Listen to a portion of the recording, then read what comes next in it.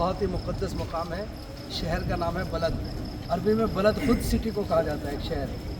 और जो शहर का नाम ही बलद रखा गया हो तो सोचिए उसकी अहमियत क्या होगी। इसकी वजह यह है कि ये हमारे और आपके 10वें इमाम अली नकी अलैहिस्सलातु वस्सलाम के फर्जंद और 11वें इमाम हसन अस्करी अलैहिस्सलातु वस्सलाम के बड़े भाई और हमारे और आपके आखिरी इमाम ज़माना के चचा जनाब सैयद मोहम्मद का मज़ार है। कौन सैयद मोहम्मद? सैयद मोहम्मद के बारे में इतना तारुफ कह देना काफ़ी है कि करबला के अंदर जो हैबत हज़रत अबुल फ़ज़ल अब्बास की आपको नज़र आती है, बाद करबला वही हैबत जनाब सैयद मोहम्मद की नज़र आती है। इसलिए कि जब आप सलाम करते हैं जनाब सैयद मोहम्मद को तो आप सलाम करते हैं शेर दजील कह करके।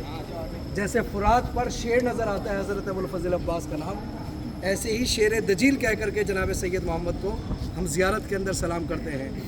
है शेर दजील इसलिए कि यहाँ पे दजला जो नदी है जिससे फुरात निकला है वो यहीं करीब से बह रहा है और ये पूरा इलाका सैयद मोहम्मद साहब की मिल्कियत होता था। कि इंसान अगर कोई चोरी कर लिया करता था और चोर को लाया जाता, उससे कहा जाता था कि सैयद मोहम्मद के मज़ार पर खड़े होकर, रोज़े पे खड़े होकर के ये कह दो कि मैंने चोरी नहीं की।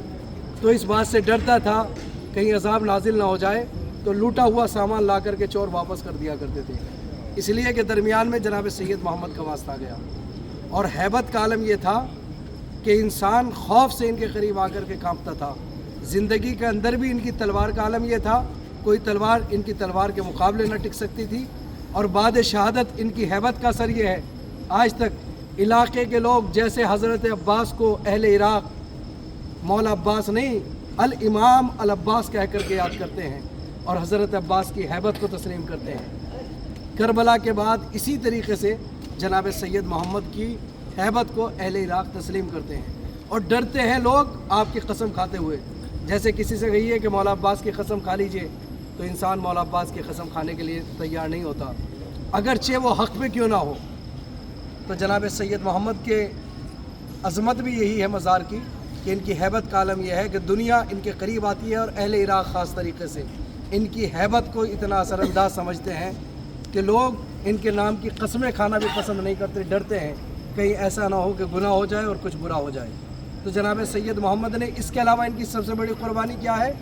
आप अगर तारीख़ शियत को उठा करके देखेंगे, छठे इमाम के बाद जनाब इस्माइल इमाम मूसा काज़िम के बड़े भाई हुए, तो छठे इमाम के बाद इस्माइलिया फ़िरक़े ने जन्म लिया।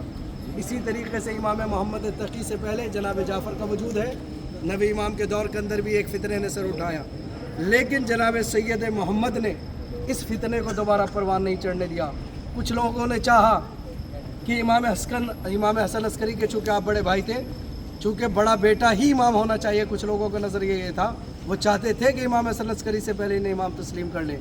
लेकिन ये आगोश इमाम अली नकी में परवान चढ़े, इमाम हसन अस्करी के साथ रह कर के तरबियत पाई।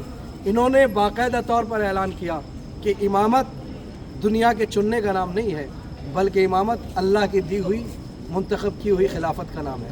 लिहाजा ये ओहदा यहाँ से सिलेक्शन से नहीं मिलता, बल्कि अल्लाह के इंतखाब का आलम ये होता है कि वो जिसे चाहता है इमाम बनाता है। लिहाजा आप इमाम हसन अस्करी अलैहिस्सलातु वस्सलाम के लिए खुल कर के नबर्द आज़मा रहे। लेकिन आपकी शहादत भी हुई और दर्दनाक शहादत है, लेकिन उस शहादत के विरसे में आपको बहुत सी चीज़ें मिली। आज तक 1000 यानी 1100 साल का ज़माना तय करने के बाद ये रोज़ा अपनी हैबत को उसी तरीके से बनाए हुए है। सद्दाम मलून जैसे दौर के सामना करने के बाद और अलग अलग दौर के अंदर, सद्दाम से पहले सद्दाम का बाप भी बहुत ख़तरनाक था मलून, उससे पहले भी बहुत ख़तरनाक हुकूमतें गुजरी। ये तो अब बेहतरीन मौका है शियत के हाथ में कि जो इतना सुकून का माहौल है। लेकिन हमेशा अहले इराक़ यहाँ पर आकर के अपनी मन्नतें मांगते रहे। उन मन्नतों के अंदर सबसे बड़ी मन्नत ये है, जो बे औलाद होते हैं जनाब सैयद मोहम्मद के वसीले से उन्हें खुदा साहिब औलाद कर देता है। परवरदिगार जो बे औलाद हैं उन्हें साहिब औलाद, आमीन। और जिनके पास